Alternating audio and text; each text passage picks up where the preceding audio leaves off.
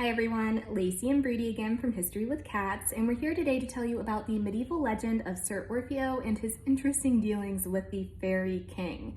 Now this legend dates to likely the late 13th, early 14th century, and it is about an English king named Sir Orfeo and his wife, who unfortunately was abducted by a fairy king from the other world.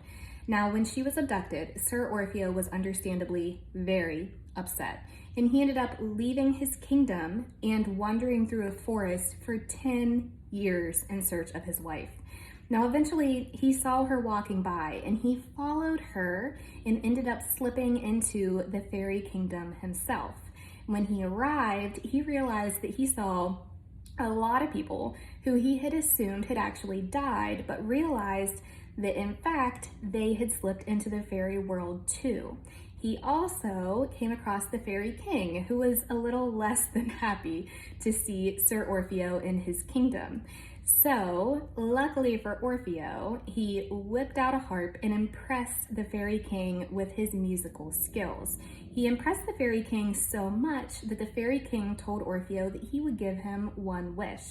Now, Orfeo obviously wished to have his wife returned to him to the real world, and duty bound, the fairy king had to grant him that wish.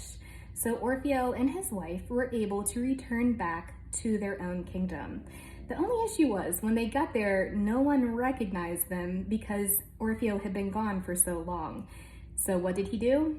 He took out his harp and he played his beautiful music again, where his subjects finally realized that that was indeed their right and true king.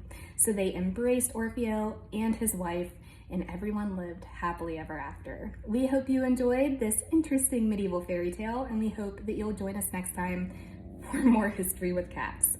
We'll see you then.